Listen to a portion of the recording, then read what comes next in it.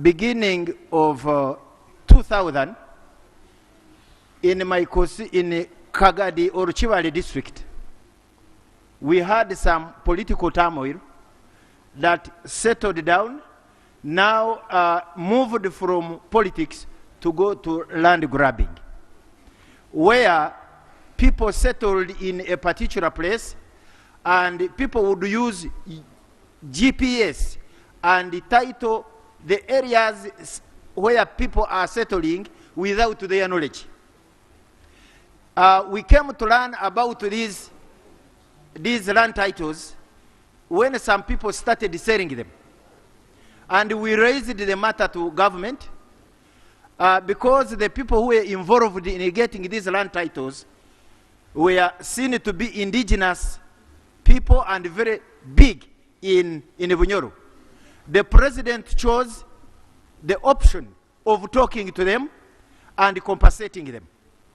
There was an agreement that these people, all who had obtained titles in Mpefu sub-county, Cheterekera sub-county, and Indaiga sub-county, be compensated by government.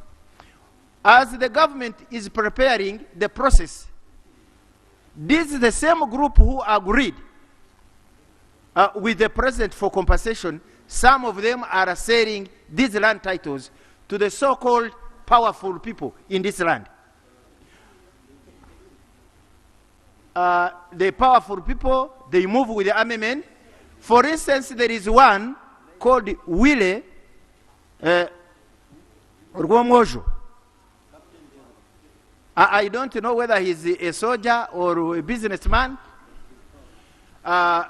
But he's powerful. He's powerful. He has bought almost all the land titles in a sub-county called Ndaiga. Yeah. Ndaiga, if ordinarily the settlement is like a town because it is on water, like Albert. So he's fencing off. Honorable, conclude. Fencing off landing sites under the help of the army and the police. And even at the district level, he's being helped by the RDC. My prayers, because this is a big, complicated matter, I felt I should raise it and ask your indulgence for a committee, because if I ask them, there is no minister for lands who is here who can help me. The Committee of Parliament to take up this matter and investigate and find out who are these powerful people who are causing trouble to the people that I represent in this house. Thank you. Thank you. Thank you very much, Right Honorable Speaker. Thank you. Honorable colleague, I just want to first clarify on the issue of the practice which has been there. Yes, we've maintained the practice. But now, when I was a backbencher there, I remember we could have questions here and no one would be ready to answer. Everyone is saying, tomorrow, give me 2 weeks, give me how long? So we introduced a practice of saying, when you're bringing a matter, give us some details. It can be verbal, it can be written, but you give us details so that we are able by around midday, by around 1, to communicate to the minister from whom you expect an answer, who might also need to consult technical people, to consult people on the ground, so that they give you an answer that makes sense. Otherwise, when you have weak answers, you find dissatisfaction from members. Then also you find sometimes ministers are forced to say, I return next week, I return after 2 weeks, and we croak the order paper. That's why we used that method. Number 2, sometimes you write and we don't consider all of them, because in a day I receive around 30 issues of national importance. So some I refer to the Prime Minister, some I call the ministers, and the ministers handle. Some we bring here on the floor. So that's trying to manage the situation. But on the matter you've raised, from your prayer, I think it would have been easier for me if you had done a petition, I would refer it to the committee. But since it's also a very, very critical matter, I will request the Minister for Lands, to go on ground. And she has been moving on ground to go on ground to link up with the MP. She goes on ground, and in 2 weeks' time, they report back to the House. Now, why I cannot send out a committee at this stage, we are processing ministerial policy statements, and I would need to send a sectoral committee for physical infrastructure. So we would end up interfering with the budgeting process. So let's use that method. When the minister brings the statement here, we shall discuss it, and when you're not satisfied, then we can involve the committee and other mechanisms. Honorable Diamond, you had wanted to say something on this? Thank you very much, Right Honorable Speaker. In addition to raising matters of national importance on the floor, I just wanted to appeal to our colleagues that we should find it easy to also approach the relevant ministers, because just hold on, because I don't want to believe that any minister would ignore a member of parliament. Because the standing, Right Honorable Speaker, the standing instruction, Right Honorable Speaker, the standing instruction that we have is that we should prioritize members of parliament when there is an issue, especially urgent issues which must be fixed. And therefore, by appeal. Order. Okay. Thank you very much, Right Honorable Speaker. Right Honorable Speaker, a number of times we have raised issues here. For example, I raised an issue of Kasanda district not having a tarmac road anywhere. And when I followed it up with the relevant ministers, including the Prime Minister, who also I asked this particular question and gave me an answer.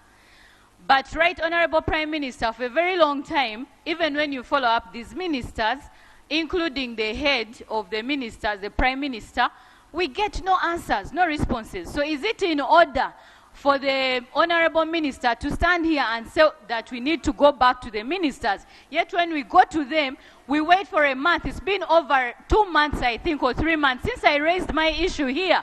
But no answer has been given. The rains are here. People of Kasanda are getting accidents with the terrible roads. And the Prime Minister just told me that road will be worked on when we have no idea. Thank you very much. Is it in order, Honorable Minister, to come here and play around with us? Now, Honorable colleague, maybe you change your methods of following up. You deploy new tactics. Huh? but also, sometimes, and anyone who would be on this bench, really, when you come here on the floor, colleagues, and you say, my district has no tarmac road, and the minister, I need the tarmac road, rains are killing people, what? I can tell you, sometimes it's a difficult answer to get, but Honorable Minister, and honorable colleagues, all of you, open your doors if possible, remove the doors. If possible, remove the doors. Honorable, conclude. Okay? Thank you very much, Right But Honorable and yet some of you, I've seen you with ministers, so especially in the canteen. Right Honorable Speaker, I spent the bigger part of my parliamentary life as a backbench member of parliament. So I fairly know what I'm talking about, because I've been a backbencher. And I was saying there should be no reason why a minister should close doors to a fellow member of parliament. So the message also goes to my colleague that we should be able to have no doors for you. And when you find us the ministries, we call the technical people and be able to support you. Thank you. I thank you very much. Thank you. Honorable colleagues, when the matter is very critical, honorable colleagues, when the matter is very critical and you are looking for a minister and it's not possible, reach out to the government chief whip. I remember when I was the government chief whip, MPs from opposition could reach out to me and I would arrange meetings with ministers. Or if you are uncomfortable, reach out to me. Okay? But I won't pay the bill if you agreed. So me, I will just ensure that you meet, you handle your issues. Okay? Honorable Gwari Poreka. Thank you very much. Colleagues, let's be quick. Thank you very much, Right Honorable Speaker. Right Honorable Speaker, the minister's offices are open for massaging our psychology, but not action. Why? Is that the issue you're no, raising? it is not the issue. I'm going to the issue now. In 2015. Point of order. Right Honourable Speaker and colleagues, I do understand that our colleagues have concerns about how we operate. But one, it is wrong to make blanket accusations. And two, we have what we call parliamentary language. When you say officers of ministers are there for massaging, and you are in essence imputing that we do not know the use or the purpose of the offices we hold. I humbly request, as the Right Honourable Speaker makes a ruling on this, that the Honourable Member withdraws it and it is expunged from the record of Parliament. Thank you. Right. Please, Honourable, please, take your seat. There is a point of order on you. Honourable, I gave you permission to raise the issue you had raised. You had registered in my office. You've decided to use your time for other things. Honourable Komakech.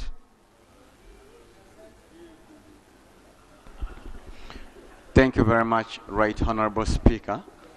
Mr. Speaker, the citizens of this mighty country welcome the notion of... Order, colleagues. Mr. Speaker, the citizens of this country welcome the notion of using national IDs. We are having a problem with the national IDs. When you lose a national ID, you report back to NERA. There are thousands of Ugandans who go to NERA to get national IDs. The line is as long as from here to Pade. To get a national ID, in that measure, there are dubious officers who use that advantage of extorting money from people. Right Honourable Speaker, when you go to police stations, you'll find thousands of missing national IDs, of lost national IDs that they cannot trace the rightful owners. If you look at your national ID carefully, you'll only find a village, a parish, and a zone. Police officers say there is no way they can trace the owners of these national IDs. Prayers?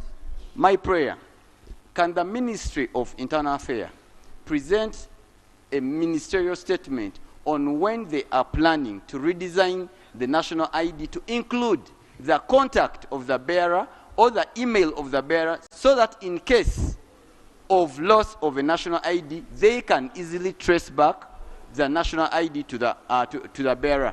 Secondly, Right Honourable Speaker, to access your account, you need a national ID. To replace your ATM, you need a national ID. Replacing a national ID in NERA takes 2 to 6 months, which is so cumbersome. What is the Minister's plan on easing Ugandans' life on the introduced usage of national ID? Thank you very much. Honourable Minister, come back. Minister for Internal Affairs in 1 week. Honourable Kamsime Caroline. Under what rule? Honourable Kamsime Caroline. Thank you so much, Right Honourable Speaker. Right Honourable Speaker, I raise up on the issue of national importance regarding the health facilities in Ruchiga district, especially Kashambia sub-county, that is Kashambia sub-county Health Center 3. Right Honourable Speaker, in Kashambia Health Center 3, we only have one ward, and one ward, Right Honourable Speaker, being shared by women and men at the same time, whereby there is no privacy, and it makes it difficult, especially on the side of women. Right Honorable Speaker, they were forced to to divide using, yeah, even men, you're right, it makes it difficult because there is no privacy at Honorable, all. I don't know whom you're talking to, because they are not on record. Right Honorable Speaker, Ruchiga, we don't have a district hospital. And in the whole district, we only have 2 health center force. My prayer, Right Honorable Speaker, is, as we are planning to have, yes, 2 health center force, Right Honorable Speaker, and my prayer, Right Honorable Speaker, can you protect me, Right Honorable Speaker? Her point. Thank you so much, Right Honorable Speaker. My prayer is one, for Kashambia Health Center 3 to be elevated to Health Center 4 and have more structures, Right Honorable Speaker, to make it easy for our people of Kashambia. Thank you. Thank you. Honorable Minister for Health.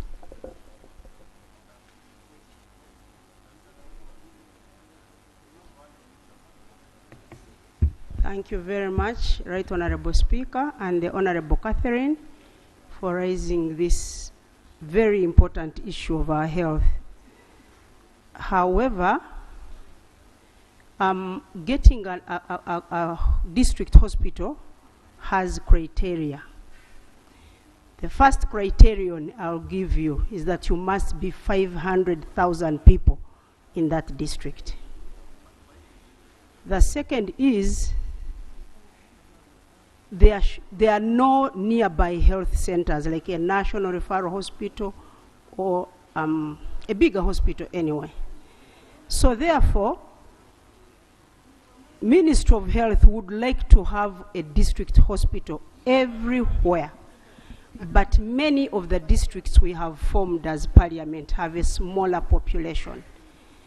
And I can tell you, there is a district, I think, called Kalaki, which doesn't have even a health center for. So whenever we get funds, whenever the funds are available, we'll be in your district to assess whether you really have 500,000 people in Ruchiga district, and then we can look at options of giving you a district hospital. I thank you. Thank you. Honorable Minister, you also assess Mitoma, we don't have a district hospital. So I'll be, just assess. Most obliged, Honorable Speaker. Thank you. Colleagues, first allow me, I finish here. Honorable Matia, we don't have anyone on the floor. And clarification can only go to a member on the floor, and he or she is the one who can allow you, not me. Honorable Samuel Pio. Right Honorable Speaker, the matter of national importance that we wanted to raise is in regard to the raid last night in Otuhe district. And I want to beg your indulgence, Right Honorable Speaker, that to allow the woman MP for Otuhe district to raise the matter, because Honorable Susan Abeja.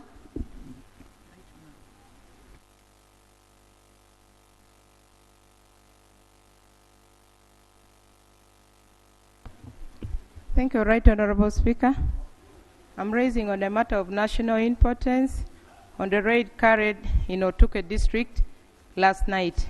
Right Honorable Speaker, an estimate 6 Karamojongs cattle raiders armed with AK-47 came in Otuhe last night and raided Ogwete and Olilim sub-county. Right Honorable Speaker, the ongoing raids has been going on for the last 2 weeks. Very many people injured, 400 heads of cattle estimated being taken away, but as per now, only 27 has been recovered. Right Honorable Speaker, these Karamojongs, they are really Karamojongs, not even only raiders, but the Karamojongs who are thieves. They are causing problem to the government. Attorney General is seated there, Right Honorable Speaker. He's supposed to compensate for the last raids that has been taking place, but he has not yet even completed. Again, these same people are adding more problems to the Attorney General. You come to the Ministry of Finance, they say money is not there to compensate our people. For that, Right Honorable Speaker, my prayers. 1, let the government provide transport to the UPDF soldiers who are there to enable them respond during the attack. 2, let the government improve on the security roads, because these people, when they take off with our cows, it is hard to follow them. 3, our ex-soldiers who are there on the ground, they know all the corners where these people pass it through. Voices from our districts, the neighboring districts of Aleptong, Otuke, and other districts, they are saying they should recruit these ex-soldiers and support these other soldiers. 4, the Minister of Defense is supposed to visit the site and see these corridors by himself, in company with, mark me very right, Honorable Speaker, the former Minister of Defense, State, Okelingola. He tried to handle these people. 2, the Minister of Internal Affairs, him being the general, because the State Minister, I know of him right now. I don't want to say anything. Lastly, Right Honorable Speaker, Otuke is a very lovely district to His Excellency Yoweri Kaguta Museveni. Yes, I'm proud of him. He helped us during Kony, this side of Okwang. So this other side of Otuke East, we also need this intervention. Thank you, Right Honorable Speaker. Thank you. A nice man. No, but she's already off. Yes, Honorable Minister. Thank you very much. Right Honorable Speaker, I want to thank the member for raising the issue. One, I'm committing that as Minister of Defense, together with the members of Parliament from Otuke, next week we shall be in Otuke to follow up the issue. 2, next week, Honorable Member, I will be with you in Otuke to follow up the issue. Then 2, Right Honorable Speaker, we have already deployed UPDF on ground. I'm aware that the number might not be enough, but the people already on ground, the army, they are following up the issue. That's why some of the animals already have been recovered, but they are still in the process of recovering more. The issues of the lost animals that are normally raided by this Karamajong is not only in Otuke district. So almost every day the UPDF is recovering the animals, and those that will be recovered will be returned to you. And 3, the current ministers in the Ministry of Defense will do the work that the former minister who was also in that ministry, they will do it.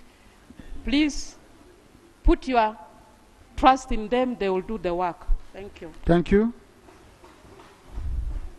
Honorable Sewungu.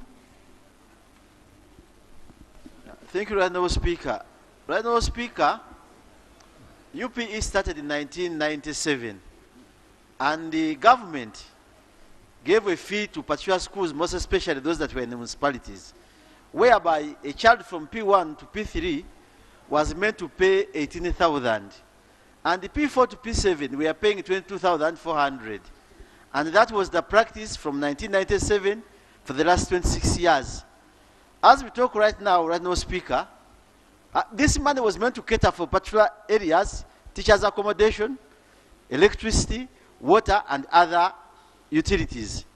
Right Honorable Speaker, recently we had the Minister of Education on radio and the Uganda Media Center stating that they are removing all UPE funds, money paid by parents from all those schools, that government is going to meet the cost of every child. Right now, Speaker, we want to know from government, where is this money going to come from? Has Parliament been briefed? Is it within the budget allocation? Excuse me, Honorable Nandutu, I need the Minister for National Guidance to be alert and guide the nation.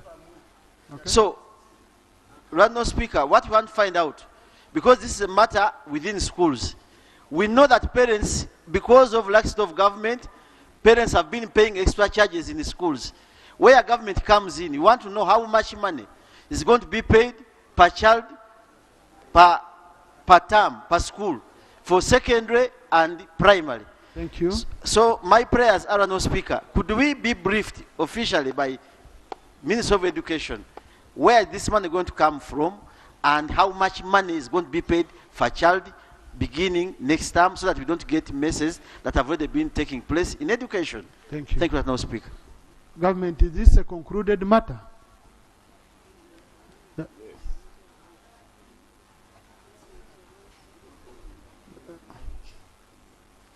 No, they all sit in cabinet, so should be able to. Right Honourable Speaker, in the absence of a representative of the Ministry of Education and Sports, this issue is not yet concluded. The Ministry of Education and Sports came to Cabinet, and it is a matter which we are yet to give a final position as Cabinet. Then the Ministry will be granted the latitude to come public with the final decision of Cabinet. I beg to submit. Is there? He has accepted. I want to give him first-hand information. This was confirmed by the Minister of Education at Media Center, that no more paying of fees by children in schools. So if you are not well informed, I'm ready to give you information, including the government paper, New Vision, which read the story. Deputy Attorney General wants to volunteer some information. Right Honourable Speaker, I've listened to my senior colleagues concerned. When a matter goes to Cabinet, Cabinet is the policy organ. And if it is passed, then it will be embedded in the budget. There's no reason for you to preemptively be worried until this matter comes here in a budget and it is discussed. Colleagues, colleagues, please. Minister, on Wednesday next week, Minister for Education, update the House on the matter. Because I'm seeing, information, clarification. Colleagues, I have business. I have an order paper to handle today. Right Honourable Speaker, for the benefit of Honourable Seungu and the other members, like the government chief whip has communicated, this matter was debated in the cabinet, and the issue is that in 1997 UPE and then USE were initiated with a view that it would be free and compulsory primary and secondary education, but for various reasons along the way parents have been paying fees. So the discussion, and I communicated the public as a Minister for Information, that beginning 2024-25, government shall be introducing free and compulsory primary and secondary education. So it will be for the other financial year. But when time comes, we shall come officially to the House and make that presentation through the Ministry of Education and Sports. Thank you. So I just wanted to give that. Colleagues, let the Committee on Education follow up on this matter now with this very clear, because you see, no, please, Honourable Seungu, please. You're a member of the Education Committee. So even in the Education Committee, you can raise these issues. Okay? So I've taken note of your matter, and I hope the Minister has also taken note, and they will update the House at the appropriate time. But in the budget that we have, there is no money. Okay? So since it is starting in 2024, 2025, there is no way money should be in this budget. Honourable Seungu, we are going to take a lot of time. So, Honourable Secretary Dennis.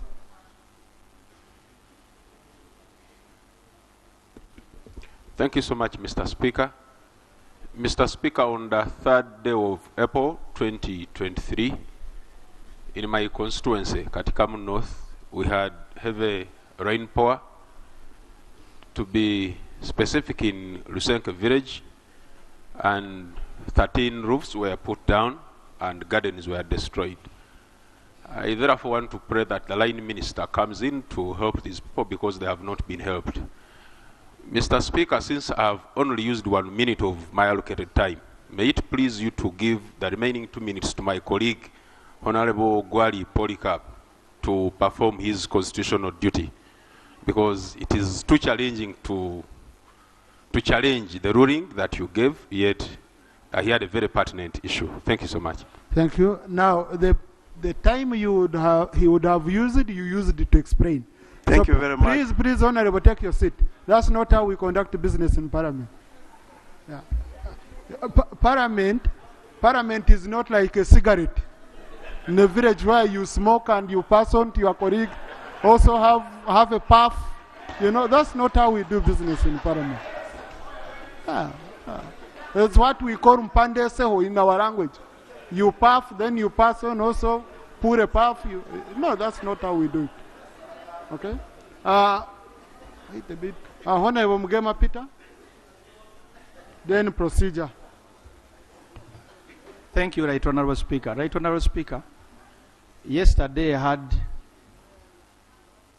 unprofessional conduct of the immigration officers at the airport.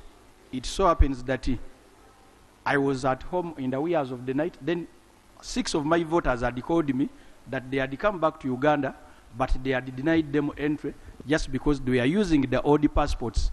But these are people who have been doing odd jobs in UAE countries, Saudi Arabia, Jordan. And here happens a situation that most of them, when they are being employed, they normally confiscate their passports. Had I not consult one of the big people, like Honorable Tinkasimiro was saying that some of the big shots in the government, these people are being denied the entry. I thought you were saying Tinkasimiro is big. Now, my prayer is one. When does one cease to be a Ugandan, much as I'm coming back with that old passport, but yet when I went, it was almost what? It was functioning. Secondly, we are most likely to witness very many dead bodies of very many Ugandans who are working in those United Arab countries, because most of them, when they are coming back, they are given back their passports, and they would be told at the entry that they are no longer viable. So they totally cease to be Ugandans. Attorney General guide us, because we are going to have to see very many scenarios of that nature. Are they not to be so crucial and influential somewhere? These people are not going to enter in Uganda. Thank you. So government, Attorney General wanted to answer this issue. Right, Honourable Speaker. One, I'm happy to note that Panado is a big man, is influential. My understanding is this: when a passport is issued, it is given a timeline. As long as that passport is valid and not expired, there is no reason why a Ugandan should be stopped. So whatever was done was out of the law, and we shall go out of our way to correct it and make sure it does not happen again. Thank you. Honorable Polycarp of Gwali. Thank you very much, Right Honorable Speaker. Right Honorable Speaker, in 2015, Agule County got a chance of electricity through rural electrification. In 2017, 2 transformers blew off from trading centers of Nyakoi and Omuroka. In 2019, another transformer blew off from a trading center called Akisim. In 2022, another transformer blew off from the trading center called Kameke. Right Honorable Speaker, as we talk right now, many of the poles have fallen down. I went to the ministry and met a state minister, and he talked since 2021. And he managed to replace 2 transformers, the last blown off transformers of Akisim and Kameke. Right Honorable Speaker, as we talk right now, last week, the other area, which is the bigger area, that there are no transformers since 2017, The one pole fell down and hit a child or a youth of 12 years. A child of 12 years. Prayers, Honorable. Right Honorable Speaker, I just want to interest you on one thing before I put my prayer. Uganda produces 1,346... Honorable prayers. My prayers, Right Honorable Speaker, is that let the ministry act and they put the transformers other than losing our citizens. Thank you very much. Thank you, Honorable Minister for Energy. Please visit the Honorable colleague and address their issues. But I remember we also had a statement because it's cross-cutting the whole country. So I'll cross-check whether we sorted out. There should be even a report from the Committee on Natural Resources. Okay? So I'll link up with the Chairperson Natural Resources Committee and the Minister, and we ensure this matter. Honorable Chief, we coordinate that. Yeah, we ensure this matter. It's cutting across, it's a general problem. Now, Honorable Sekabira's issue, he needs help, disaster in his area. I don't know, Honorable, whether your cow has written. Mr. Speaker, we have gone through all the procedures. Unfortunately, these catastrophes have happened like 3 times, and each time we have written, and there has been no response. And this time I am very sure the iron sheets that have just been returned, since there is a bonus, I can also have a share from that. Thank you. Government Chief Whip, because I know you're under OPM, they need support. Procedure. Oh, Honorable Kaboyo, you wanted to volunteer information? Minister for Wero. Yes, thank you, Right Honorable Speaker. I have not heard about that issue, and when such occurrences happen, we don't have to wait to Parliament to bring them up. Our offices are open. Please bring up that issue and we shall deal with it. Thank you. Procedure.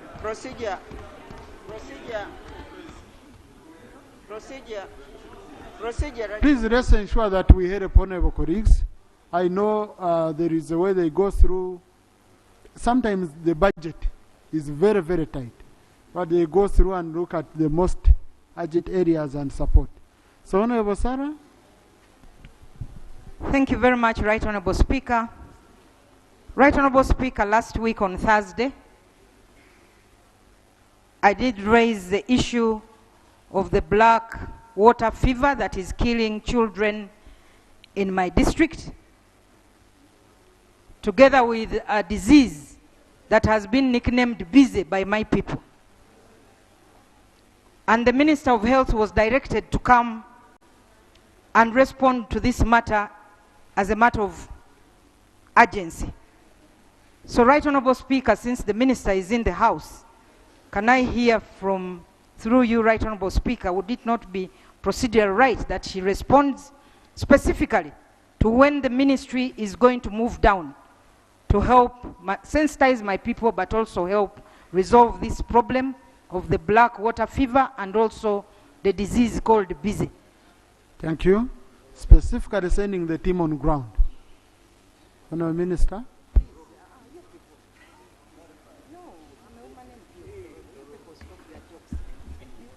Thank you very much, Honorable Saro Pendi, for the question.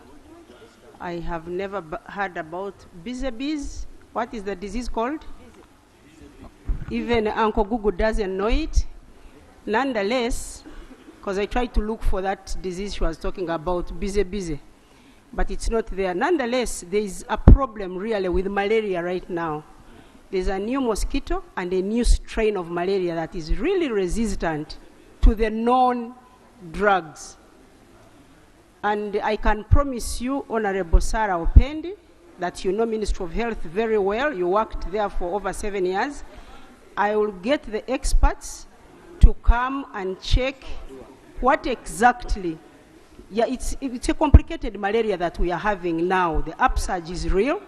Many cases, many children are dying. Some of them have been blood transfused because of this malaria new strain. But we are going to send a team to your district, and I will make sure that,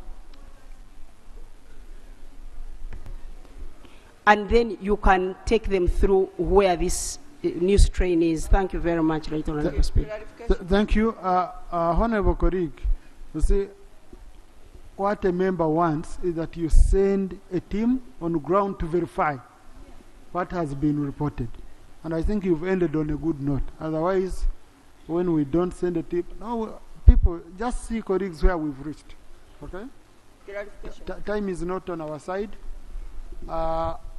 Colleagues, I wanted you to see when we become lenient, what happens.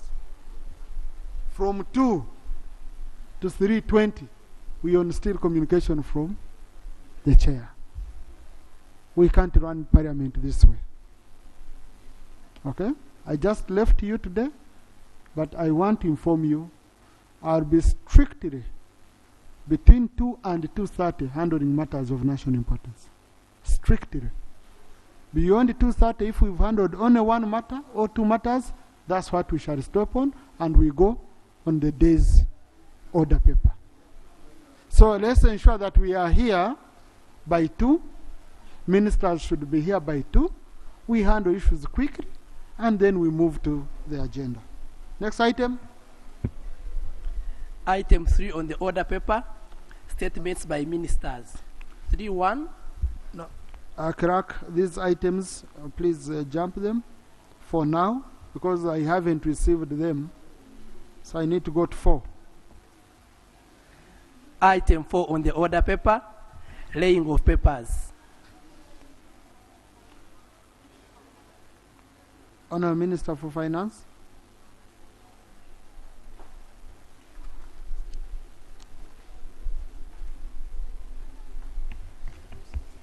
Thank you, Right Honourable Speaker. Right Honourable Speaker and honourable colleagues, I beg to lay on the table the proposal to borrow up to special drawing rights 668.6 million, an equivalent of United States dollars 96 million, and a grant of special drawing rights amounting 74.3 million, an equivalent to United States dollars 104 million from the World Bank to finance the investment for industrial transformation and employment project. I beg to lay, Right Honourable Speaker. Thank you, Honourable Minister. The request, the proposal is referred to the Committee on National Economy to be processed in also consultation with the relevant sector committee as per Rule 155 of our Rules of Procedure. Next item. Item 5 on the order paper, motion that the House to resolve itself into a committee of supply to consider the supplementary schedule number 1 for the financial year 2022/2023. Honourable Ministers, I call you on this. The Speaker, I think it was last week, the Speaker informed the House of the meeting which we had with the Minister of Finance, you, Minister of Finance, PSST, Speaker, and myself, and where we discussed issues to do with supplementary. And we spelled out all of us agreed that there is a very important national priority that should be considered as we come to handle also this matter. And that was releasing money for Murago National Referral Hospital, Uganda Heart Institute, and Cancer Institute. So, Honourable Minister, you are supposed to reassure this House that indeed you've taken the necessary action because the money is provided for in the budget. Do you want to comment on the same, Honourable Minister? Thank you, Right Honourable Speaker. Indeed, we have had several consultations with you and other stakeholders about the need to release money for Murago Hospital, Uganda Heart Institute, and the Uganda Cancer Institute, totaling to about 27 billion. And the action we have taken is that we shall release it among the Q4 releases, which we are doing this week. So that's a commitment. Honorable Songo, procedure? Spirit, I think we can also give another assurance on the same matter. We raise this matter and it is continuous. A number of teachers were recruited and they have been waiting for deployment for almost a year. Schools have no teachers because districts are complaining they have no wages. And if you carried out interviews on these teachers, why are they being recruited? Even the Committee of Education, I gave them the same issue. That why do you buy textbooks, you buy teaching materials where there are no teachers going to teach children? So I would pray that again in the same supplementary states, they put this man as a priority. You recruited teachers, you interviewed them, and the children are not taught in Uganda. This is uncalled for, it's not fair. Giving priority to other issues, leaving our children dying. Thank you. Thank you, no speak. Yes, Honorable colleague, now that is appropriate for the debate of the report, because there are issues to do with education. And really, because the speaker called the minister and agreed, doesn't mean Seung should also do the same. And say before this item, you must also first address ABC. Seung is still a small person, Honorable. Mr. Speaker, it was with your indulgence. Thank you. Anyway, no, it's a very critical issue, Honorable colleague. Very, very critical issue. And I think when we reach on debate of the report, then it's an issue which the minister will answer at that time. I don't want to open up very many issues at the same time. Honorable Minister, can you move your motion?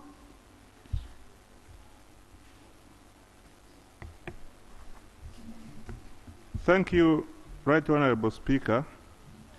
I beg to move a motion that the House resolves itself into a committee of supply to consider the supplementary schedule number 1 for financial year 2022-2023 amounting to 2.972 trillion. I beg to move, Right Honorable Speaker. Is the motion seconded? Honorable Samo, Honorable Mara, Chief Whip, Honorable Mamawi, Honorable Komakech, Honorable Mhanga, Obama, Honorable Charity, Muuma, Areper, Okot. Many members, majority of the members have seconded. Honorable Minister, can you speak to your motion?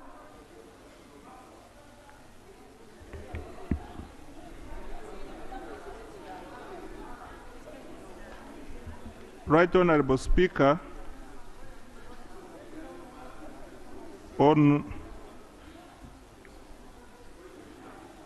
22nd of December, I laid before this House the supplementary request, Schedule 1, to cover a number of areas, among which is expenditure that were not provided for during appropriation of the budget for financial year 2022-2023, and 2 are the wage enhancement for UPDF staff and other scientists.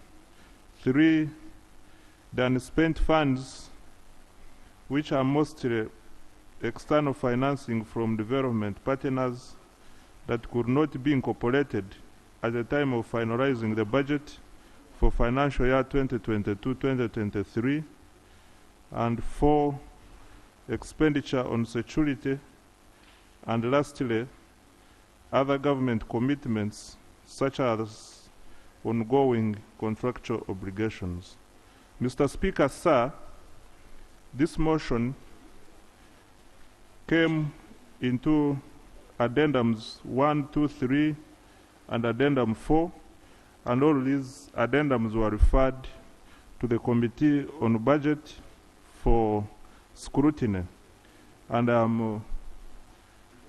am well informed that the committee has considered the schedule and is ready to report back. Thank you. Thank you, Honourable Minister. Chair, Budget Committee, can you present your report?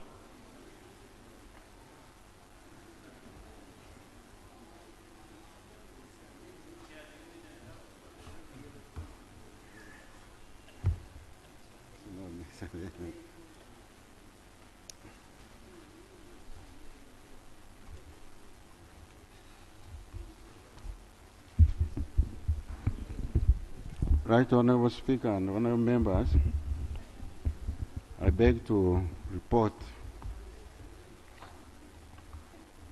that the Parliament considered supplementary appropriation schedule number 1 and addenda. There are 2 for financial year 2022-23.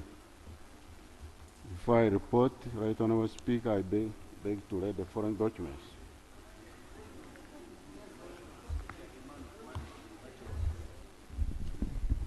I beg to read the following documents: a copy of the committee report, the minutes of the meeting, sector committee reports on the supplementary schedule, copy of supplementary schedule number 1 for financial 2022-23, and the addenda. 5, the submitted documents from MDA during committee meeting. I beg to read.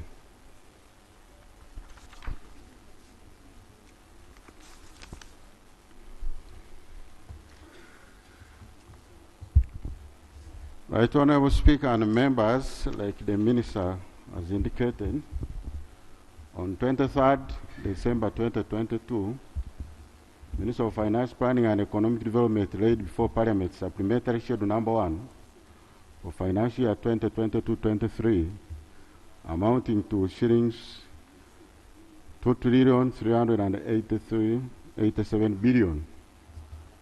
Furthermore, on 2nd March 2023, the Minister read addendum 1 and 2 to the supplementary schedule, and also addendum 3 to 4, amounting to 2.972 trillion shillings. This requirements was referred to the Budget Committee, and as per our rule, Right Honourable Speaker and members, I beg to make a small correction on that paragraph. Instead of section, it's supposed to be rule 153.4. There's something called a section. It's not a section, it's a rule. Honourable, we don't have much time. I can see you're very comfortable. So, Right Honourable Speaker, like the Minister indicated, we've talked to page legal framework. Members, you can read the legal framework. Article 156.2 of the Constitution, PFMA and the regulations. The sources of funding. So on table 2, the breakdown is indicated. Separation within Government of Uganda budget. There is reallocation, local government, domestic revenue, URA, domestic borrowing, non-tax revenue, local government, non-tax revenue, central government, external financing. Those are World Bank, ADB, and the European Union. The amount is indicated. So members, you can read the statement there too, part 1. Chair, allow me to borrow a second.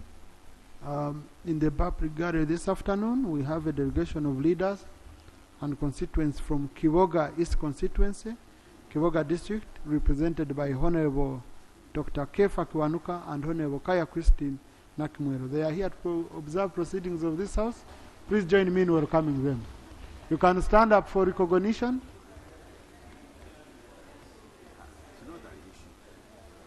Thank you. Let's welcome them, colleagues. Thank you. Members, 3.0 supplementary request within the 3% legal limit. Vote 002 State House. Request of 330.545 billion to cater for classified and subversion to 20 billion to Kira Motors. Members, you read that statement.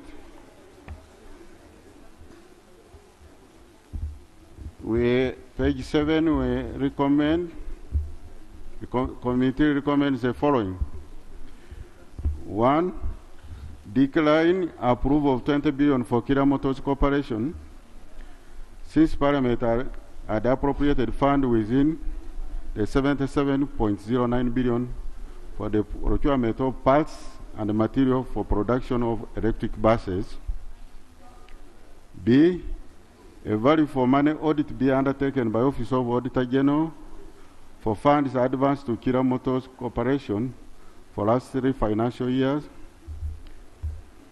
3, approve of 210.545 billion to vote 002 State House for classified expenditure. Vote 003, Office of the Prime Minister, requesting for 1.5 billion to enable Office of the Prime Minister to commence on land preparation for humanitarian base at Namave Mukono District, which was given by Uganda Investment Authority. The committee recommends approval of 1.5 billion shillings to vote 003. Small correction, members, vote 003, Office of Prime Minister, for that purpose.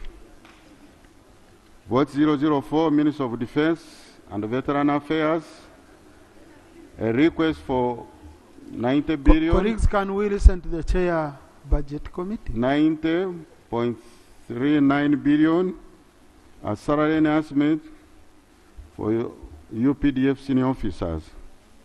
The committee recommends approval of 90 billion, 90.13 to vote 004 for salary enhancements to UPDF senior officers. Vote 006, Minister of Foreign Affairs, request of 13.529 billion to cater for payment of outstanding areas for 2022 and a contribution for 2023 for African Union. This was provided to enable retain its right to participate and vote during the AU meetings and the summits. The committee recommends approval of 13 billion 529 million to vote 006, Minister of Foreign Affairs, for the payment of outstanding areas and for contribution for African Union.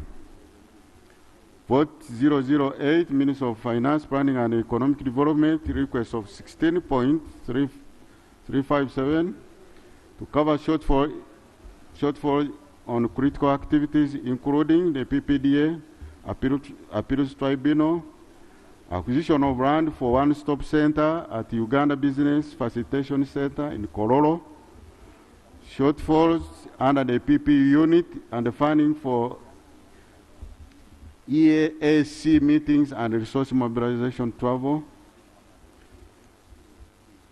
So the narration, it goes for the tribunal. The amendment of public procurement and disposal of public assets created additional responsibility that required much regular sittings of the tribunal. Therefore, we recommend the approval of 2,099 million to vote 008. Minister of Finance, Planning and Economic Development to cater for additional statutory responsibilities by PPDA. Uganda Business Facilitation Center requires 10 billion, 10.258 billion for procurement of land. Members, if you move to the table indicates those plots of land in Kololo, 3 of them, and their corresponding amounts.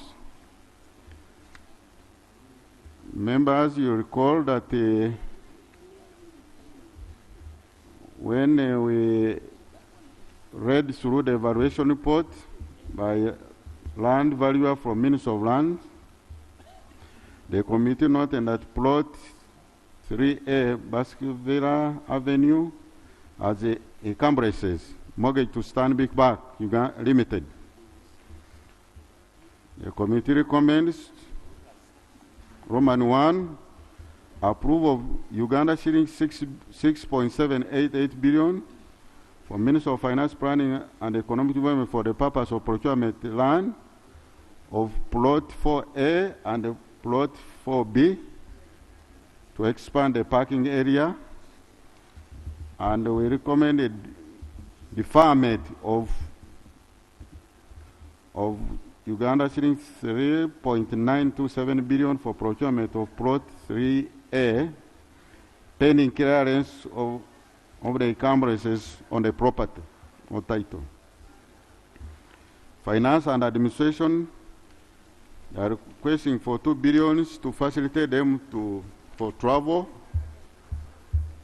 for resource mobilization at the East African community. So the committee recommends approval of 2 billion to support for resource mobilization and the travel-related expenses. Private partnership unit, it's a requirement of 2 billion shillings. Initially, they have been surviving on a grant from World Bank which expired, and the unit is critical, so the request is to facilitate them for the activities of 2 billion, so the committee recommends the approval of 2 billion.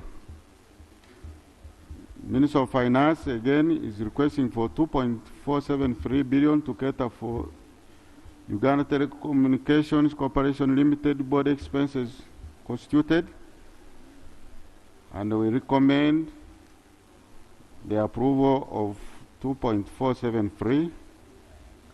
Vote 013, Minister of Education and Sports is requesting for 20.1 billion as follows. Roman 1, 3.8 billion for Government of Uganda contribution for upgrade and reconstruction of Ndege University sports facilities in the preparation for East African University Games 2022.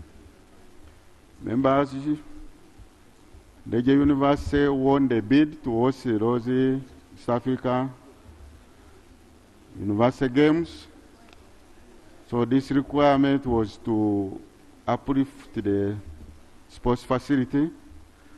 So the committee recommend approval of 3.8 billion to vote 013 Minister of Finance, Minister of Education and Sports as government contribution to Ndege University.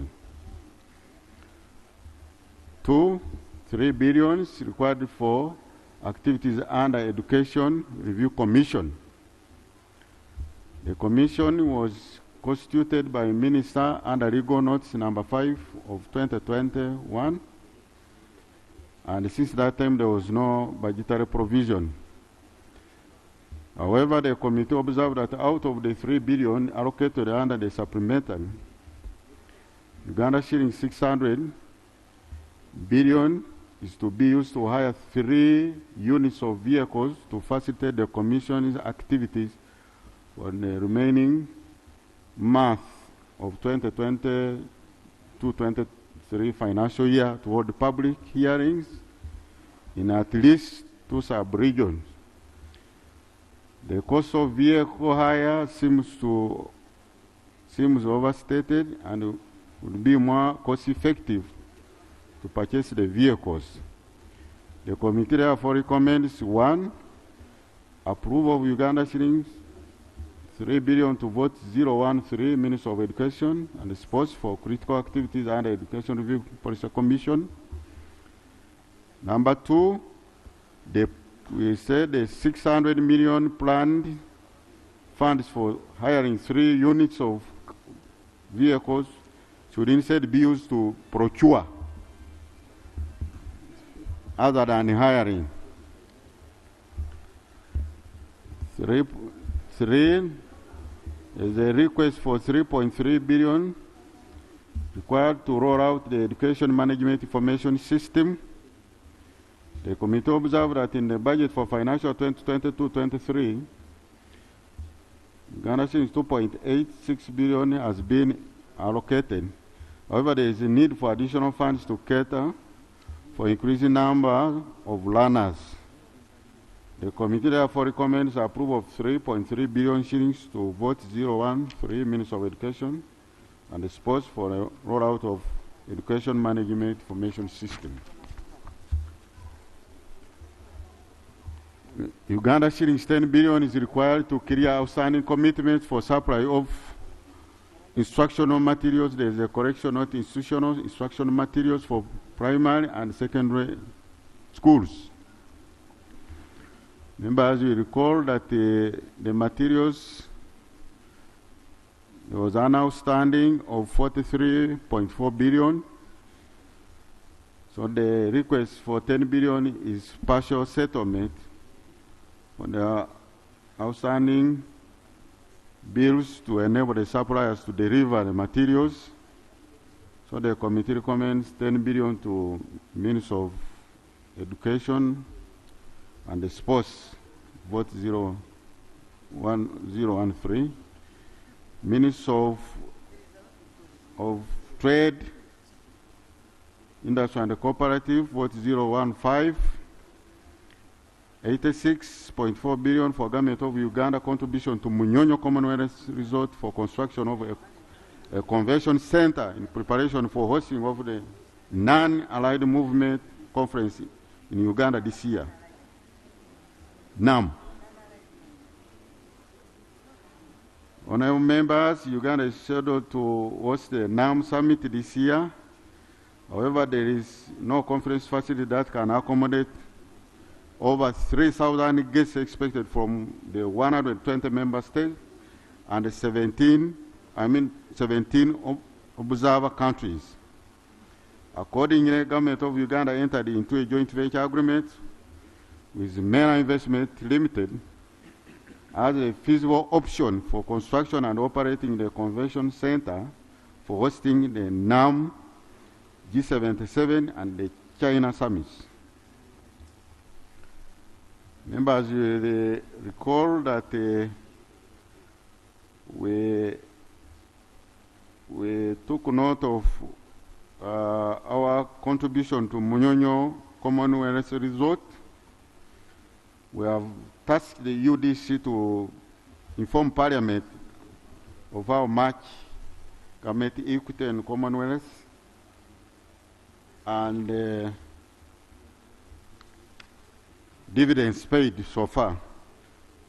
Members, you can read page 13, the joint venture agreement, and all those are the activities which have been done. Members, you can read through. On page 14,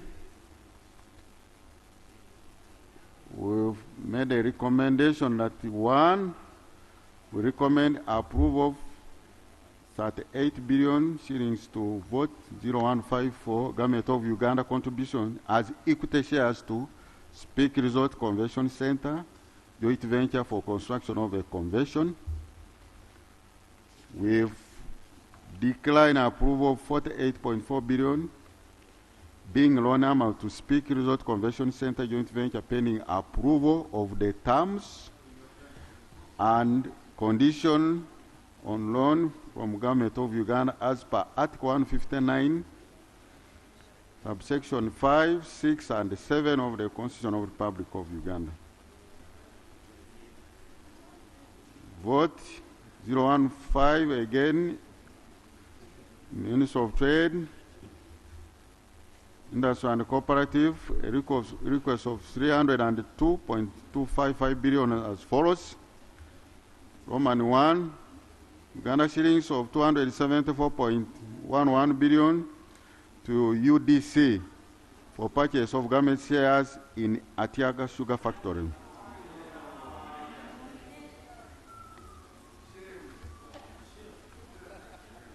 Members, you read. You can go to table 2. The investment so far done. Members, I hope we are on table 2. So we can move on. Members, you can read the progress so far done. When you go to page 17, the committee declines approval of 274.11 billion to UDC for purchase of government preferential shares in Atiak Sugar Factory. We've given the reasons why we did so. Members, you can read that. Minutes of Trade again, 26.15 billion to UDC for purchase of Government of Uganda shares in Abubakar Technical Service and General Supplies Limited. Abubakar Technical Services and General Supplies Limited. This is also in line with government industrialization policy and in particular support local firms that have a proven record. Committee observed that government support for local companies has a good track record and is commendable. Support to Abubakar Technical Services is to strengthen the company's financial capacity in road and bridge construction. The committee recommends approval request of 26.15 billion to Abubakar Technical Services and General Supplies Limited. And this will translate to 14% shareholding in the company based on the value of 188 billion. That's government contribution. 2 billion is required to meet operation shortfall under vote 01, 5 Minister of Trade, Industry and Cooperatives. We recommend the approval of 2 billion to Minister of Trade. Vote 016, Minister of Works and Transport, request of 3.488 billion for completion of critical works at Uganda Martyrs Catholic Shrine in Namugongo. Members, you can read that.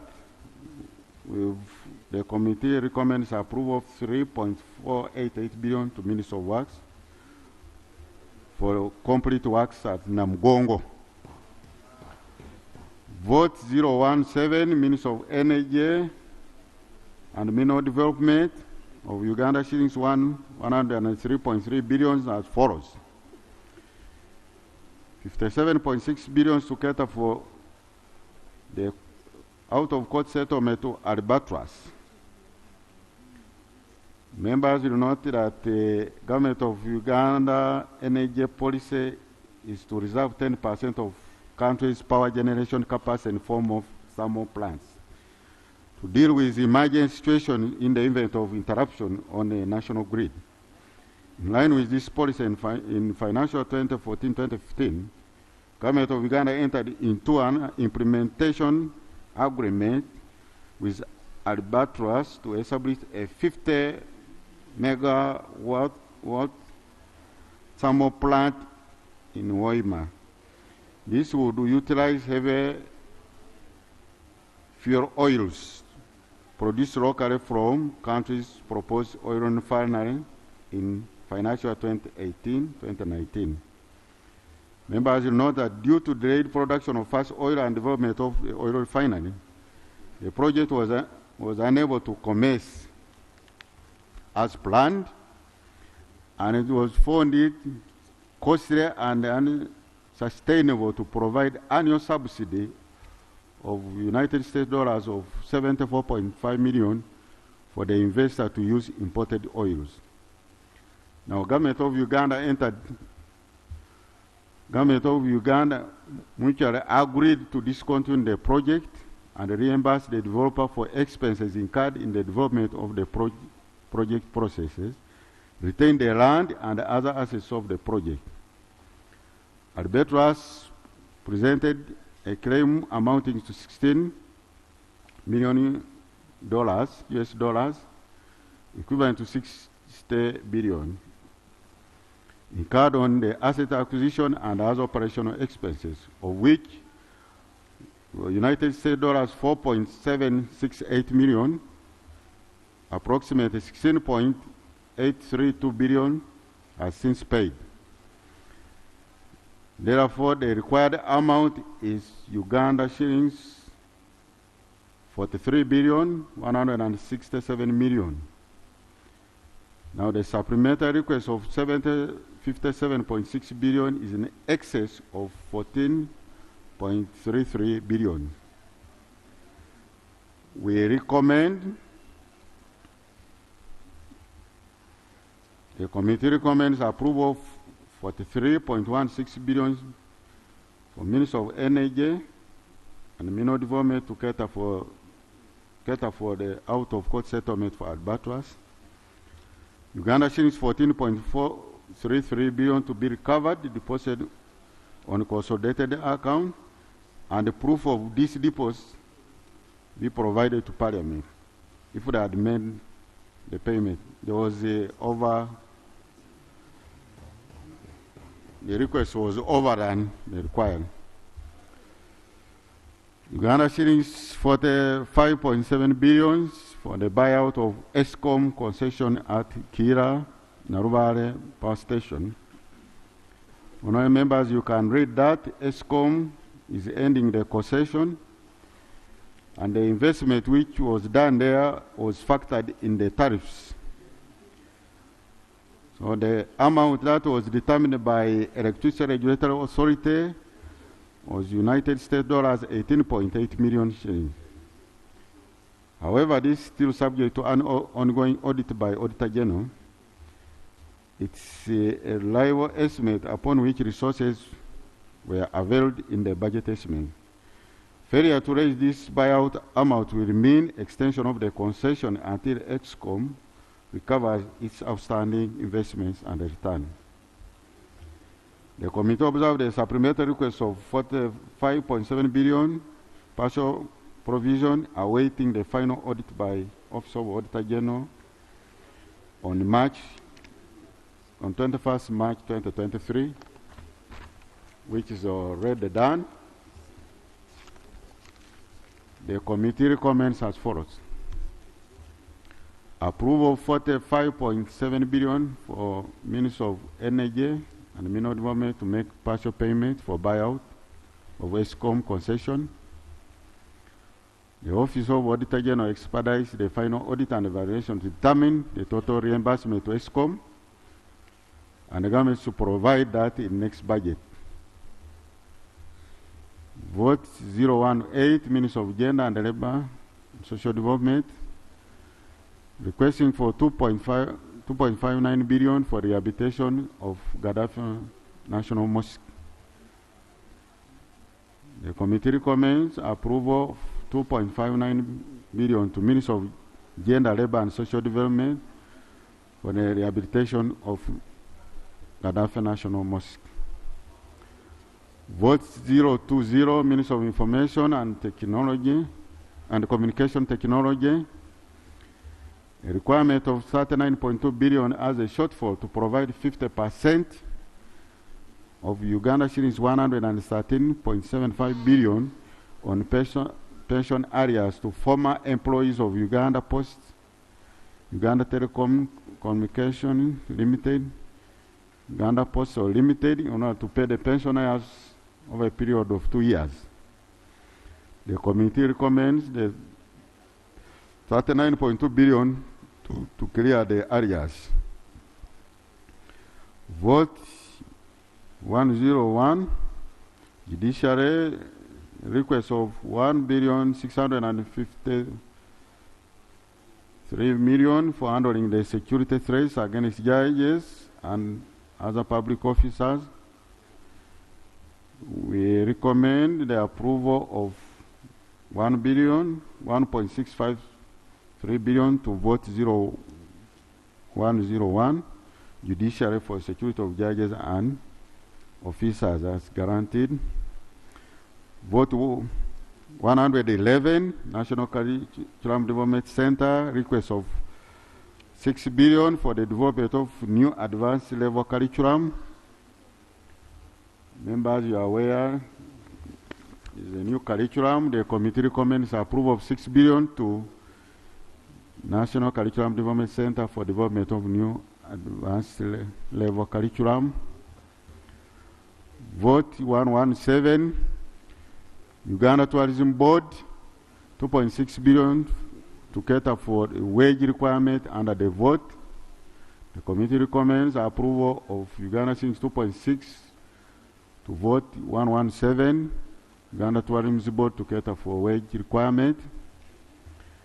Vote 119, Uganda Registration Services Bureau, request of 1.337 billion as external financing from African Intellectual Properties Organization.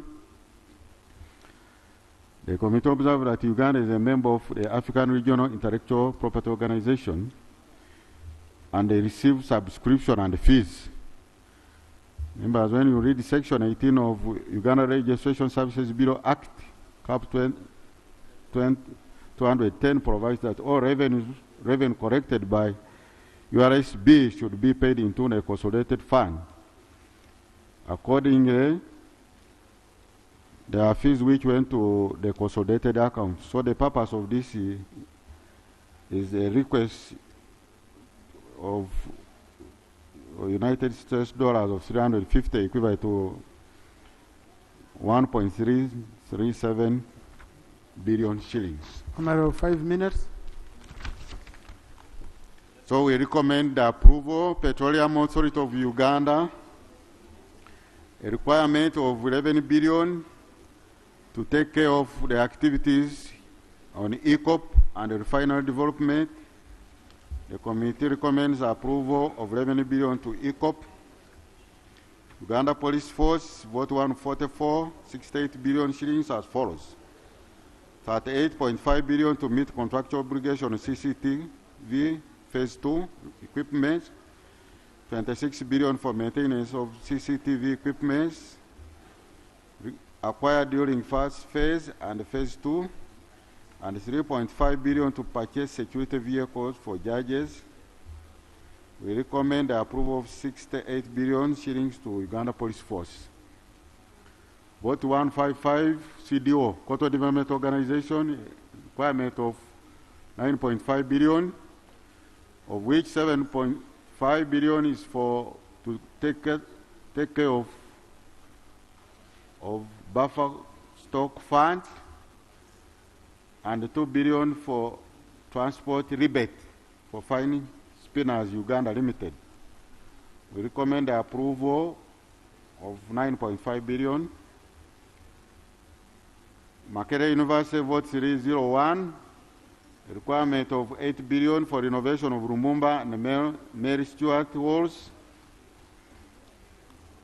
We recommend the approval of 8 billion shillings to Makerere University for renovation of Lumumba and Mary Stuart Halls. Vote 307, Kabale University, 3.13 billion non-tax revenue.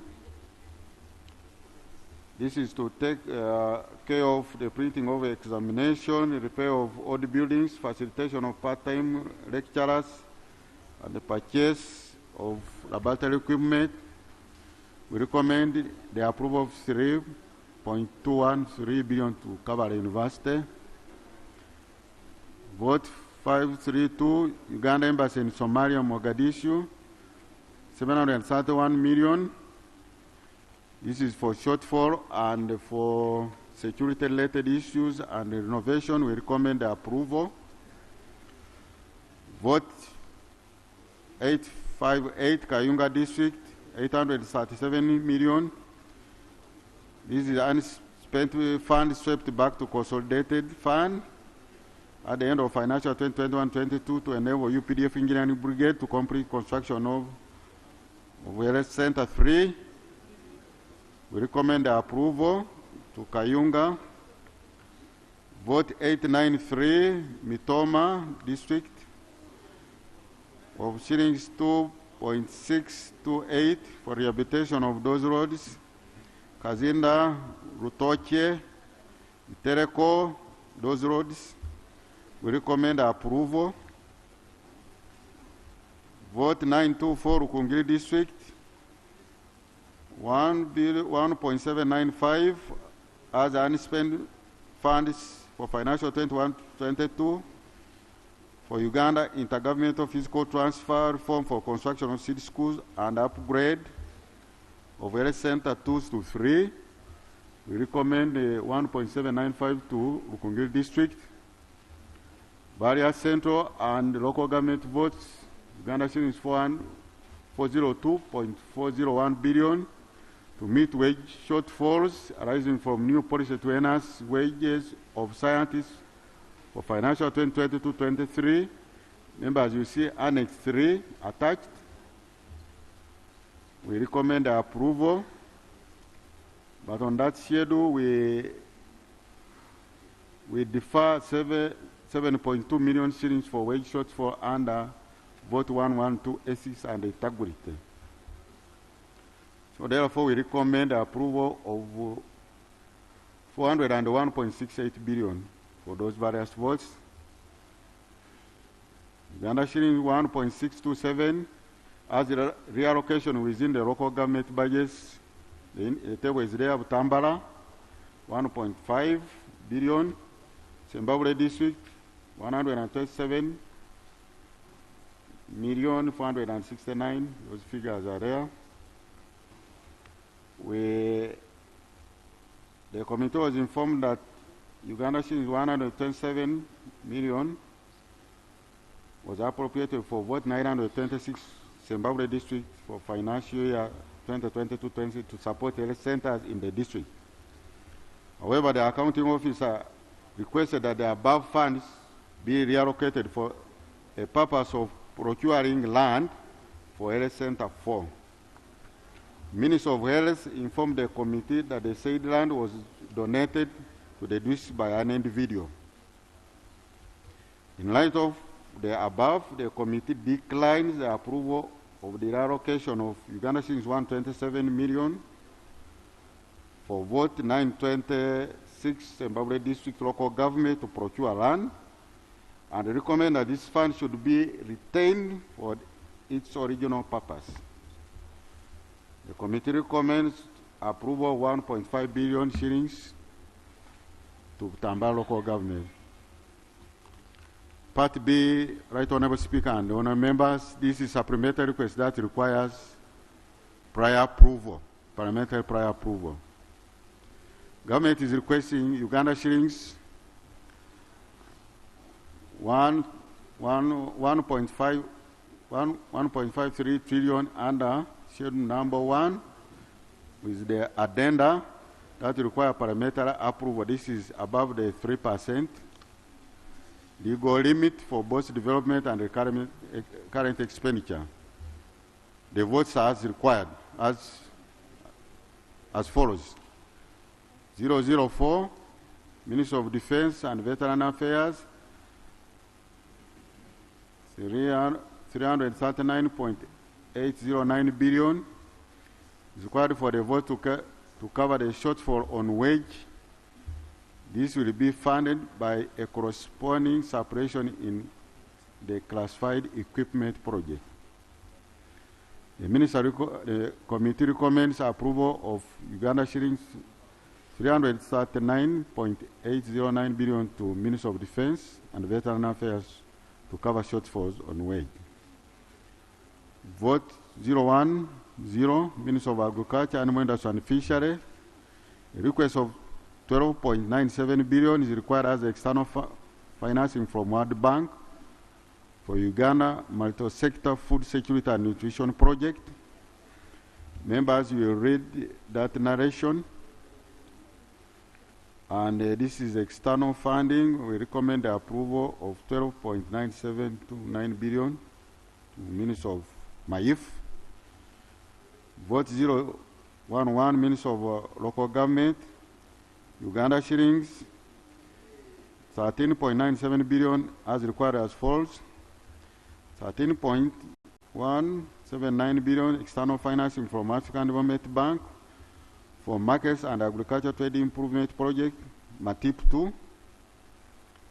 This is required to facilitate the completion of activities.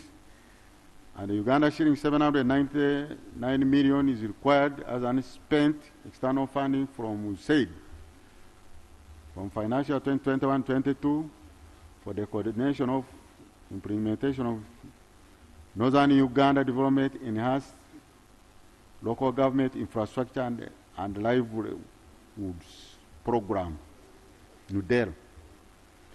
The committee recommends approval of 13.978 billion to Minister of Local Government. Vote 014, Minister of Health, a request of 208,208.825 billion as follows. 176.943 was the World Bank to UNICEF for the purchase of COVID vaccine under Uganda COVID-19 response emergency for the project. Is important to, that is for the project. Honourable members, we recommend approval. The 31.882 billion, it is a reimbursement of funds spent by the government of Uganda on the procurement of COVID vaccine, also under the same program. There is also risk allowance of 8 billion. There is 11.5 billion quote award to Sino Africa Medicine, 6 billion maintenance of oxygen plants, 2.7 supervision of International Specialized Hospital at Luboa, 3.6 billion counterpart funding for Usole General Hospital project. Members, you can read the narration. The narration is there, I mean the details. And we recommend as follows. A total of 5.9 billion instead of 6 billion requested should be provided as follows. 4 billion shillings to be available to procure 8 transformers and accessory for 8 regional referral hospitals, namely Masaka, Jinja, Soroti, Guru, Arua, Oima, Kabara, and Moroto. Uganda shillings 1.5 billion be available for repair of oxygen plants in the regional referral hospital. 400 million for purchase of for van maintenance for the workshop. We recommend that this recurrent expenditure should be incorporated in subsequent budgets. And we say, in addition, upon installation of the new oxygen plants, the current stock of oxygen plants should be evaluated and decommissioned since they have become more expensive to maintain. The issue of Luboa, members, you can read Luboa. The committee recommends that the 2.7 billion shillings for supervision of International Specialized Hospital at Luboa. Members, you listen. We decline the approval because up to now, Minister of Wellness has not given accountability so far what has been given.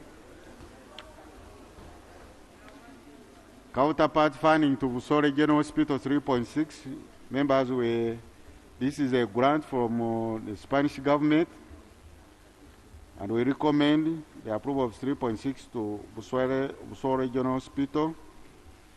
Minister of Gender, Labor and Social Development, 21.6 billion, required for generating growth opportunities and productivity for women project GROW. This is This project is funded by World Bank. So we recommend the approval. It will take care of those enterprises for women. So we recommend the approval of 21.6 billion to vote 018 for Grow project. Vote 002, Minister of Tourism, Wildlife and Activities. A request of 1.359 billion is required as an spent NTR for financial 2021-22 for work. We recommend the approval of 1.359. The same ministry with the 3.8 billion as non-tax revenue for emergency relocation of Uganda Hotel and Tourism Institute to rented premises and establishment of students' accommodation facility in Jinja to pay way for smooth construction. We recommend the 3.8 billion shillings to Minister of Tourism, Wildlife and Activity.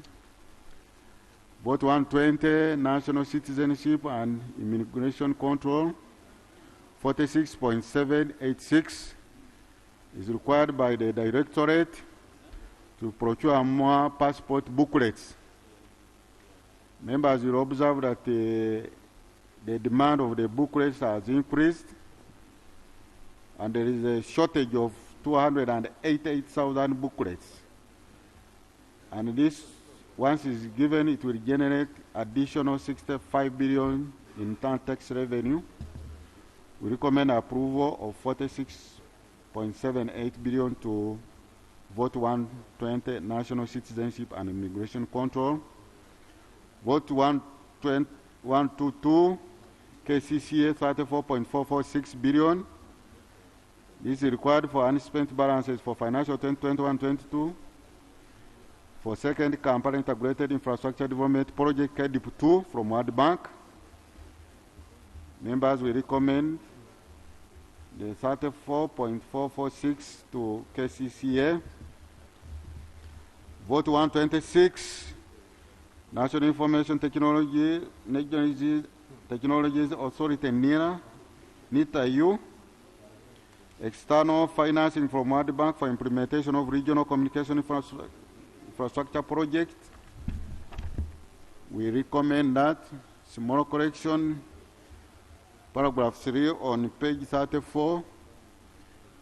Due to the delayed implementation, a request was made to the World Bank by Minister of Finance and Planning and Economic Development to extend the project closing date to 31st August 2022, not 2021. I beg for correction, members. So the request was granted. So we recommend the approval of 5 billion, 0.51 to NITA-U as external funding. Vote 302 Mbara University, Science and Technology, 1.66 billion NTR as payment for living out allowances for non-resident government-sponsored students. Management of third term semester examination. We recommend the approval. It's NTR 1.66 billion to Morale University. Vote 313 Mountains of the Moon. Request of 5.9 billion in NTR to cater for provision of teaching and office infrastructure given increasing pressure on existing infrastructure. The enrollment, the numbers rose from 2,107 to 3,000. We recommend approval of 5.9 billion to Munu University. Vote 501, Uganda Mission at the UN, New York. The request was for 660 billion is required to replace the old air condition circulation unit and assorted accessories at the Uganda House in New York. The committee also established that the mission had requested for Uganda shillings of 1,027,000,000 to do other associated works. So we recommend the approval. Various central and local governments, Uganda shillings amounting to 10.752 billion is required as unspent external financing from financial 2021-22 under EU budget support. These funds were meant to be disbursed to local governments and support activities under central government agencies. The details are there: Minister of Finance, Minister of Public Service, Minister of Gender, Minister of Local Government, Uganda Bureau of Statistics, Equal Opportunities Commission. So we recommend the approval of 10.725 billion to various central and local government votes listed above. Various central and local government votes, Uganda shillings amounting 408.967 billion to meet wage shortfall arising from new policy to enhance wages of scientists in financial 2020-23. Members, you can read Annex 5. We recommend approval of 408.97 billion for the votes for salary enhancements. Central government and local government votes, 11.07 billion is required as unspent financing from financial 21-22. Similar to what we have dealt. The agencies are indicated.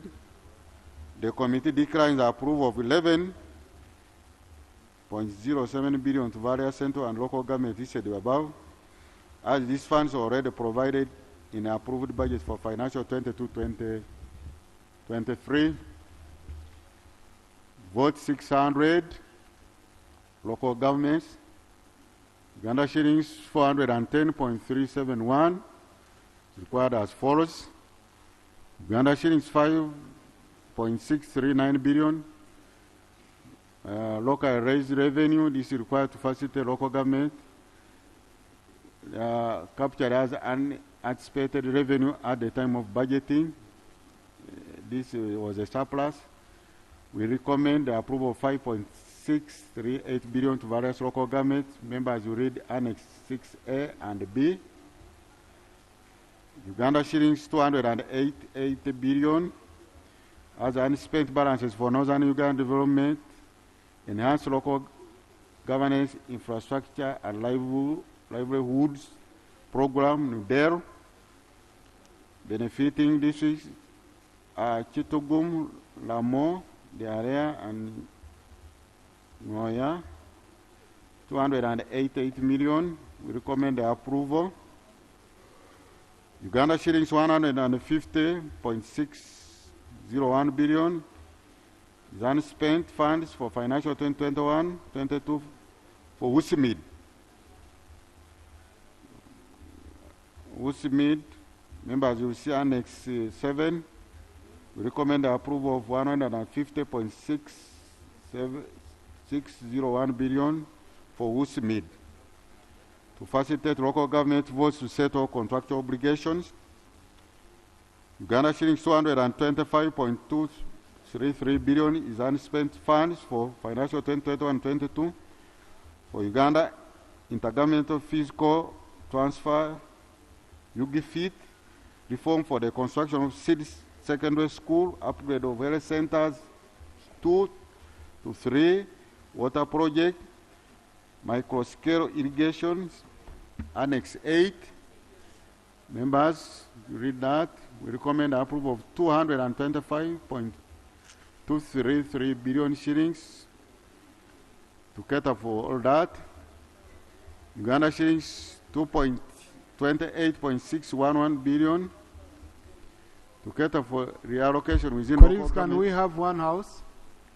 Please, can we listen to the chair? This is required given that the funds were allocated to non-budgetary items, and the requests for environment on these items are not in line with the 10% threshold as per PFMA 2015.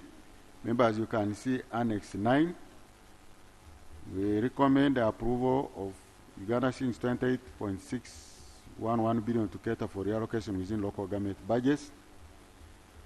Conclusion, Right Honourable Speaker and honourable members, I request the House to consider the budget, the committee recommendations and approve the supplementary expenditure schedule number 1, addenda 1, 2, 3, and 4 for financial 2022-23 as outlined in the table below, and the detailed in Annex 1 and 2 of the proposed supply schedule. Recurrent budget 1 trillion 714 billion 590 million 568,914 shillings. Development 883 billion 184 million 203,925 shillings. Grand total 2 trillion 597 billion 774 million 772,839 Uganda shillings.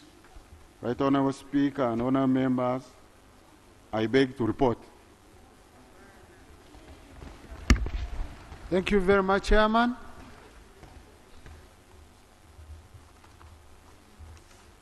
Right Honourable Speaker and honourable members, I have seen a notification for a minority report on the supplementary schedule number 1 and the addenda for financial 2022-23. It's provided under our rules, but I have not seen a copy. I don't know the author why he has not given me a copy. And I don't know why she's smuggling it now. So I request the authors, or one of the authors of the minority report, to proceed and report. Thank you. Honourable Chivumbi, can you present the minority report? Right Honourable Speaker. Right Honourable Speaker, I've just had a procedure. As you are aware, I've been unwell for about 2 months, 3. I've had a procedure. I fear opportunistic diseases. So that's why I'm putting on a mask. I've explained why. Honourable Mara, I will request you to put on a mask. Because we have not yet stopped masks. So if and you it's a insist. danger. You see people are coughing here. Seriously. Right Honourable Speaker, I thank you for this opportunity. Right Honourable Speaker, I will straight go to areas of dissent.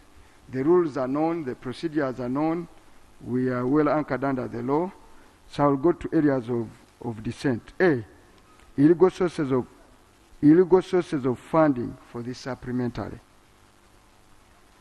Right Honourable Speaker, the sources of funding for this supplemental have been identified. 1, suppression within government of Uganda's budget.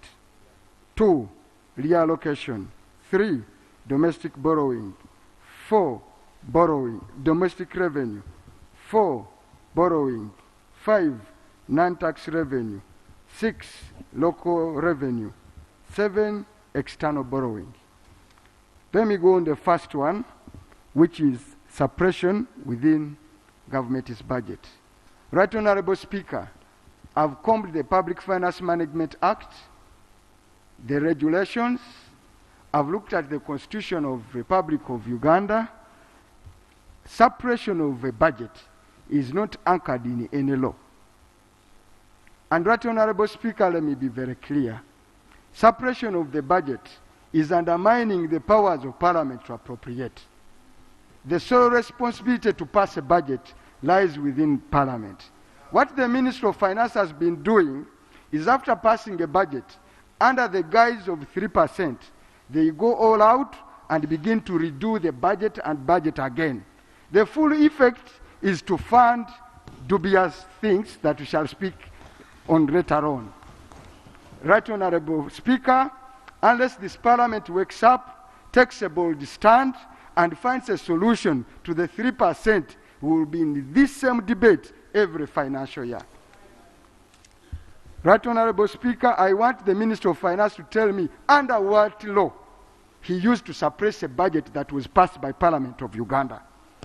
Under the Public Finance Management Act, there are only two avenues. You either do environment, which is restricted to 10% within a vote, or you do a reallocation, which you bring to Parliament before you spend. Even under 3%, he cannot suppress a budget which was passed by Parliament. Reallocation, Right Honorable Speaker. I will not be very elaborate on reallocation because the reallocation being thought in this budget was for districts where there were mismatches and the 30 billion looked like proper. But I'll go to domestic revenue. Right Honorable Speaker, they are indicating they are going to generate 587 billion under local revenue. Right Honorable Speaker, URA reported a shortfall in the first 2 quarters of 78 billion. The question is, if you have a shortfall, where are you going to get extra revenue? Under which law? And you cannot budget under supplemental on anticipation. So there is no source of revenue for the budget you are about to approve. Because URA up to now has not performed 100%, and for the last 5 years, it has been registering a shortfall of near a trillion every financial year. So for anyone to come to Parliament and tell you I will generate extra revenue, from which source? Which new land? Borrowing. Right Honorable Speaker, they have not reported the source of borrowing. Is it going to be domestic? Is it going to be by treasury bills? Is it going to be, because the borrowing will pass, Honorable colleague, for domestic borrowing of 2.7 trillion. We have already consumed almost 2.4 approved and taken. So under the borrowing in the domestic market, what we approved, and if it's a new borrowing, and you went ahead to spend only 3% before parliamentary approval, that is illegal. That is illegal by extension. You cannot borrow until Parliament has passed the terms and conditions of that borrowing. So, you are trading in illegality left, right, and center. Honorable Minister. Now, external borrowing is fairly up. I've looked at the figures for external borrowing, they're okay. Right Honorable members, let me go to wasteful expenditure, and I will be very elaborate. Let me start with the juicy one. Let me start with the Munyonyo country resort. I've just heard, give me that piece of paper. Because sometimes we can be conned as a country, but to what extent? I've just looked at the Auditor General's report for 2022. This is what he writes on Munyonyo. Honorable colleagues and Honorable Speaker, I better read this verbatim. I note that there is slow progress on the takeover of government interest as listed in Schedule 2 of the UDC Act 2016, which identified 7 government undertakings that were to be taken over. I note that only 2 companies, i.e. Phoenix Logistics and TriStar Apro Limited, have been transferred to UDC. The remaining 5, namely Amber House Limited, Embassy House, Development House, Munyonyo Commonwealth Resort, and Nile Hotel International Limited, were still outstanding. Now, Honorable Chivumbi. you're raising very critical matters, but you're making it difficult for me. I'm trying to be lenient. Yes. But you're making it difficult for me. Why? You are supposed to read the report because you didn't sign alone. Now, most of the issues you're referring to are not in the report. No, right, Honorable Speaker. So, and we are not debating, because here you're presenting a report. You're representing not only your views, but co-signatories of the report. So Right, can Honorable we Speaker. limit ourselves to the report, and then maybe at the debate, we can find a way of you. No, right, bringing in Honorable issues? Speaker. You had told me to give me 15 minutes only. Yes. And reading the report may take longer, but if you want to read a report, I have a report on Munyonyo in this schedule. I can read what is there. Munyonyo resort. I was only elaborating. That helps me. Yeah, Munyonyo, that is number 2 on the schedule. Because here there is Munyonyo. I was being very fast, I think, for the apprehension of the House. I can go and read these dubious undertakings one by one, and I will read.